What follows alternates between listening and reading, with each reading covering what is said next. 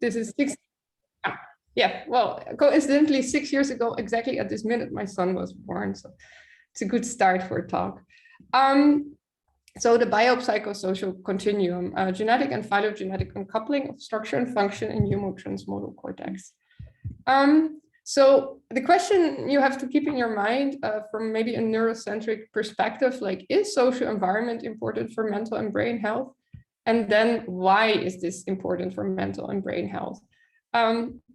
So I'll bring evidence from phylogenetic comparisons between humans and macaques, also from twin models using, these are actually monozygotic twins versus dizygotic twins versus unrelated individuals in the Human Connectome project, versus mental training, which is a secular meditation practice and well, can be perceived as an environmental change with social influences and how this can impact your brain. And lastly, to the interrelation of brain, genes, and mental health. So first of all, contemporary theory, and like many people have discussed this in the last couple of days or hours, that macroscale patterns in cortical organization make an important contribution to human cognition. And here I'm thinking, for example, about functional networks, dissociating, for example, sensory processing versus control processing versus attention processing and default mode functions. Then cortical thickness covariance, because I'm particularly interested in brain structure and how it relates to function, reflects shared maturational and genetic processes and is organized in multiple communities. However, the reason for the particular spatial relationship remains unclear. So why are networks where they are in the brain? And what does this then mean for what they're doing? So in the first study I wanted to present is that we sought to directly examine the genetic origin of spatial organization of macroscale cortical features. And this was a study I did during my postdoc also with Simon and his support. So first of all, structural covariance, what does this mean? It means the covariance of a seed region and a target region, for example, these two, across a population. So some regions, so covariance, so when we take all of our insulas together and we correlate this with, say, the anterior cingulate, we see a positive correlation in how the thickness varies across us as a group, whereas other regions do not. And this has been shown to relate to shared genetic effects. So here also, I did a genetic correlation analysis to see to what extent the heritability of one region covaried with the heritability of another region across monozygotic and dizygotic twins. And then I created gradients, namely the principal and secondary nonlinear component of how these communities of genetic correlation are organized.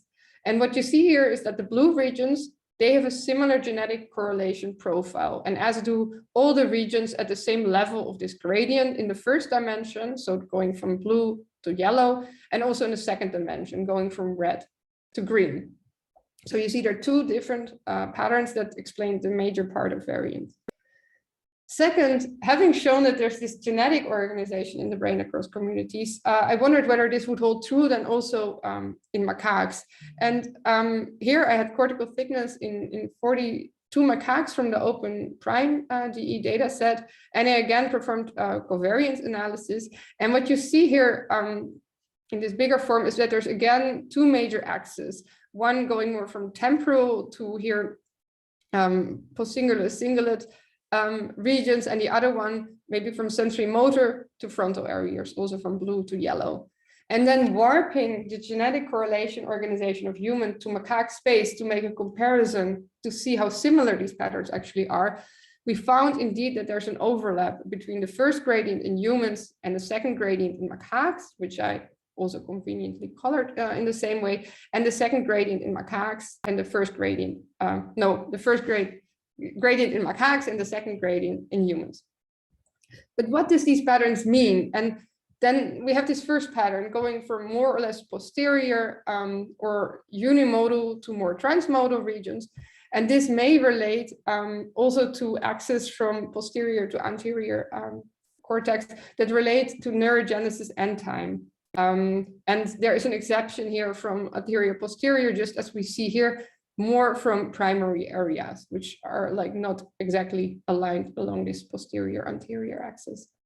Then the second pattern, going from inferior to roughly superior precuneal areas, may relate or corresponded also in my work to the dual origin axis, which is an axis assuming that there's waves of laminarization coming from an archicortical trend, which is roughly the hippocampus, as you see here in purple. And the other trend is the paleocortical trend, which is the olfactory regions. And from these two areas onwards, there's like a different laminarization from agranular to eulaminate regions that is defined already in utero when the brain is built. So it seems that there's like these two axes that link also to a neurogenesis and the early development, and also to genetic correlation between regions that are similar in humans and macaques, that define how this covariant structure in the brain is organized, and that also relate to how functional networks are organized.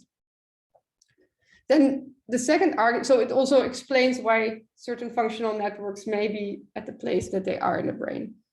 And the second argument is like, how can a genetically organized or relatively stable brain structure, meaning a scaffold and not only structure, but like this architecture that shapes the brain, then support this flexible cognition?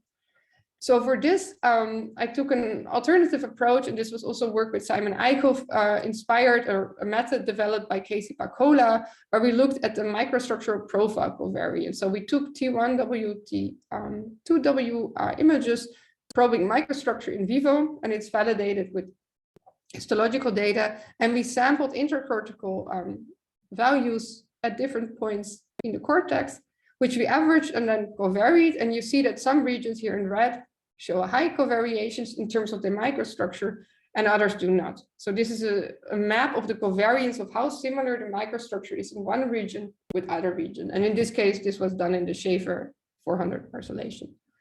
Then we also had functional connectivity, which is the correlation between Bolt signal across time at rest, also in the Human Connectome project. And what we then did, we did a row-wise correlation. So at each row, we correlated whether regions with a similar microstructure would also show functional connectivity. And what we find is that this idea holds actually true in the red regions, where you show a good correspondence between regions having a similar microstructure, also showing a functional connection. But, sorry, I need something. This is not always true. Particularly in transmodal regions, heteromodal and paralimbic areas, as you see here. Then we wondered whether this uncoupling or coupling between regions would also relate to the heritability of these markers. So we created a heritable microstructure profile covariance matrix and also a heritable functional connectivity matrix. Sorry, one left. Sorry, and we took the same approach. So we correlated heritable MPC with mean MPC at a row-wise correlation to see if regions with a similar microstructure also show a high heritability, whereas those that don't have show a low heritability. And we did the same for functional connectivity. And what we find is that this again is true. So this model works. It has a positive correlation of about 0.5 in unimodal areas, as you see here in red, both for structure and function, but not in transmodal regions, in particular in heteromodal regions, which correspond to control networks, but also default mode area. And indeed, when we look at the heritability of the coupling of microstructure and function, again, it's not significant, but there's a significant difference between heteromodal and unimodal areas, but not so much between heteromodal and paralimbic areas. But you see again a reduction of heritability in the coupling of structure and function in transmodal regions. Then we did the same, so we compared this pattern to macaques to see if this is something that is shared in another primate species or not in terms of the uncoupling. And we find a correlation between both patterns. Although in macaques, there's a higher coupling in heteromodal areas than you would expect based on the human pattern. Second, we took an alternative approach to compare structure and function based on their organization. So using again a gradient approach, diffusion map embedding. And we find that the principal gradient of microstructure and the principal gradient of resting state functional connectivity show also some marked difference. So we aligned them and then compared like which regions are differentially organized and higher up this hierarchical organization in function and structure. So the blue regions are higher up in function, whereas the green regions are higher up organized in this principal gradient in structure. And this was the same in macaques, and you see actually that these transmodal areas between heteromodal and paralimbic seem to split up in terms of their organization of microstructure and function, both in humans and macaques. You see rather nicely how these two mountains are sort of separated. And indeed, if you then put this coupling map of like this row-wise coupling, but also this gradient approach together, we created a 2D framework. And what is actually nice is that you see this quadrant of uncoupled areas that are higher up the functional hierarchy of resting state is filled with default mode in humans, or at least the default mode is within this area, but it's rather empty in macaques. So it seems to be more uncoupled in humans than in macaques. And interestingly, this is also an area that is genetically uncoupled, and also when we did functional decoding related to social cognition, episodic memory, but also autobiographical memory and language, as you see here. So the interim summary would be that there's neurogenetic axis of structure and structure function coupling. On the one hand, stretching from unimodal to transmodal, and on the other hand, separating more heteromodal superior areas from more paralimbic inferior areas, roughly like similar to the dual origin model of cortical organization. And there was a genetic uncoupling in transmodal areas, in particular in these heteromodal areas, such as the control and default mode functional network associated with social cognition. And now the second part of my argument comes like, is this maybe also relevant for why the social environment is like important for brain structure and ultimately then also mental health? So then the question is, can a changing social environmental demands alter brain structure? So for this was part of my PhD. We had a 9-month-long mental training intervention where we, on the one hand, trained attention and interoceptive awareness for 3 months and then measured brain structure before and after. And the other 2 training modules focused on social affect and social cognition. And I compared like what is the effect of the different modules against each other in terms of how cortical thickness changes.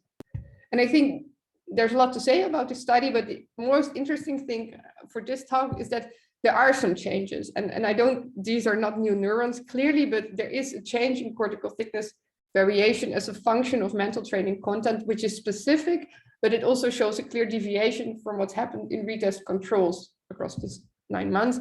And it's also in the frontal areas, or in particular transmodal areas, seem to change, although there is also some more unimodal patterns present. But my point is more that changing the social environmental demands may also alter brain structure. And then the last point I wanted to make, like why is social environment maybe important also for mental and brain health, is by looking at clinical samples. So I together with Mike Hetwa, who works in my team, we looked at cortical thickness alterations, the Cohen's D score of Enigma in bipolar disorder, ADHD, ASD, MDD, OCD, and schizophrenia, and compared this also with HCP connectivity data. So idea that we had, and this was also inspired through my work of structural covariance, is to see if disorders also show across disorder covariance patterns. So that impact of disorder is similar if you compare different regions, so that there is a covariance of impact, say, in frontal regions with those in more temporal regions, where there's always a high impact of ASD versus low impact in schizophrenia. And so I hope you get the idea. So if you sum this up, you see that overall there's co-alteration hubs that are shared across disorders, particularly in transmodal areas, as you see here in the degree centrality metric that is particularly strong in frontal and temporal areas, but also in lingual drivers. Second, we wanted to do this epicenter mapping to understand what regions are particularly important for this impact by comparing this degree centrality pattern to functional and structural connectivity to understand what may be hubs driving these effects. And what is interesting also with respect to especially the second part of the talk, showing this uncoupling in transmodal regions of genetic axis, is that the functional and structural epicenters are mainly placed in these transmodal areas, meaning that maybe also what is shared across disorders, these transdiagnostic disease epicenters, are placed in transmodal regions, which are linked to this heritable and phylogenetic uncoupling in transmodal regions, but also show to change with changing social environmental demands. So maybe this is also another point to argue why social environment is important for mental health. So to sum up, there's a genetically organized brain structure which scaffolds the brain. Function is genetically uncoupled from structure in transmodal areas. Social behavioral intervention changes brain structure and associated behaviors in healthy adults in transmodal regions. And there's also transdiagnostic effects in transmodal regions. So what does this tell us? Like, does this tell us why social environment is important for mental health, and is social cognition special in this context? And also, why is this social or this environment important for mental and brain health? So is it in the end, like there has been also talks about like the genetic basis of brain organization. And I also wonder, how does this then relate to what happens in our lives and our experience in terms of the environment that we also live in? So a more broad question. So these are also questions to sort of start a discussion, like how to best model this interplay between genetic and environmental effects on brain organization. And last, also like thinking about this brain structure function coupling, how best to model brain function in relation to brain structure, because I'm not sure if resting state bold functional connectivity is function or also just a different way of looking at structure. But that's more of a method question that I wanted to ask to you all.